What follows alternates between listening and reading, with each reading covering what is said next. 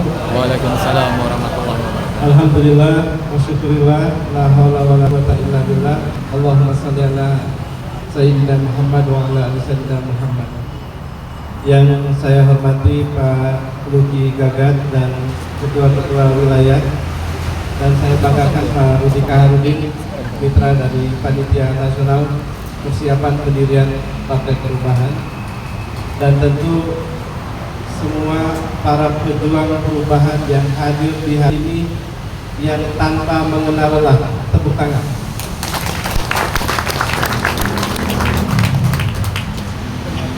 Tanpa mengenal lelah.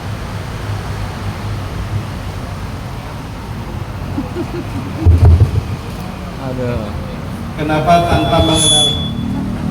tanpa mengenal lelah? Karena kami bisa merasakan bahwa Bapak Ibu sekalian itu sudah begitu panjang perjalanannya untuk memastikan Indonesia sebagai negeri milik kita sesuai dengan harapan yang kita mau, dan harapan-harapan itu terus diperjuangkan tanpa mengenal lelah. Tepuk tangan untuk kita semua. Bapak Ibu sekalian, ketahuilah bahwa rakyat merindukan para pejuang perubahan. Pada pundak Bapak Ibu sekalianlah harapan masyarakat yang ingin berubah itu diletakkan. Oleh karena itu, saat hari ini Bapak Ibu sekalian datang berpanas-panas ria dengan segala keterbatasan, dan tentu dengan apa yang kita lihat hari ini. Jangan bayangkan kita hadir sebagai pejabat dengan uang negara. Kita hadir dengan uang rakyat. Dengan segala keterbatasannya, kita hadir dan kita bangun kebersamaan itu. Bapak Ibu sekalian, dari apapun yang kita hadapi hari ini, jangan pernah merasa bahwa kita sedang mengerjakan hal yang kecil. Sesungguhnya kita sedang mengerjakan hal yang begitu besar. Amin. Apa yang besar? Yang besar adalah bahwa negeri ini didirikan oleh para pendiri bangsa untuk memastikan bahwa negeri ini milik bersama, yang karena itu nilai persamaan harus tidak bisa dinegosiasi. Segala bentuk yang membuat kita tidak dibuat sama, maka itu yang harus kita tolong. Dan kita sedang memperjuangkan bersama. Jadi kalau ada orang yang bisa begitu mudah jadi pejabat dengan mengatur hal-hal yang biasanya harus dijaga, bahkan harus dijaga oleh tentara, karena ada pilar bernegara, yaitu konstitusi, maka semua harus punya kesempatan yang sama. Kemudahan atau hak atau kuota untuk menjadi apa, itu harus diberikan sama. Tidak boleh dibuat mudah untuk sekelompok orang, segelintir orang, tetapi dibuat susah untuk yang lain.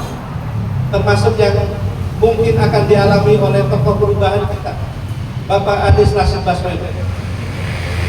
Kalau untuk seorang anak presiden harus merubah konstitusi aja bisa, kenapa untuk orang yang diharapkan oleh warga Jakarta, Pak Anies Rashid Baswedan, itu begitu kita melihatnya di PHP, di Pingpong, ya. Betul tak betul? Iya. Kita menyayangkan partai-partai yang mestinya berada dalam garisan perubahan justru dilihat atau terlihat lebih mementingkan kepentingan partainya dibanding kepentingan warga Jakarta. Dan karena itu kita juga mengharapkan bahwa kepentingan warga, kepentingan rakyat banyak, itu harus menjadi komitmen kita semua termasuk di Partai Perubahan ini. Oleh karena itu Partai Perubahan itu memastikan bahwa kepentingan rakyat diutamakan, negara dimajukan, bukan kepentingan kelompok, bukan kepentingan pimpinannya, bukan kepentingan segelintir orang. Yang kalau dalam bahasa Pak Anies Baswedan, Pak Anies akan masuk ke satu partai yang tegas, tidak kompromi dengan nepotisme. Ya. Itu artinya Pak Anies menolak dinasti politik. Pak Anies juga dengan tegas menolak partai yang kolusi, termasuk kolusi dengan rezim.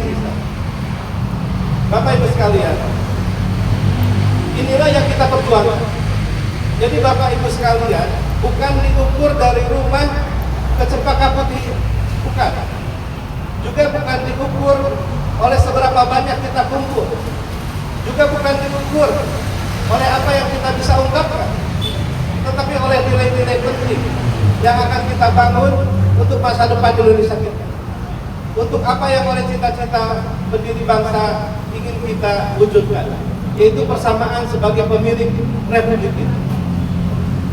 Kalau Indonesia itu benar-benar mengedepankan persamaan, maka para pemimpin, para pejabat harus betul-betul mampu menunjukkan bahwa memang sama itu bukan hanya dirisan, tetapi dalam kebijakan, dari bagaimana cara mereka merespon masyarakat. Oleh karena itu, kalau persamaan itu dihadirkan, maka tidak mungkin ada yang korupsi bansos COVID-19. Betul tak? Tidak mungkin kemudian harga sembako yang menjadi kebutuhan dasar kita, harganya sekarang melambung. Kalau sayang kepada rakyat, mungkin dia membancak harga sembako sehingga sembako susah didapatkan oleh masyarakat pada umumnya. Sahabat-sahabat sekalian,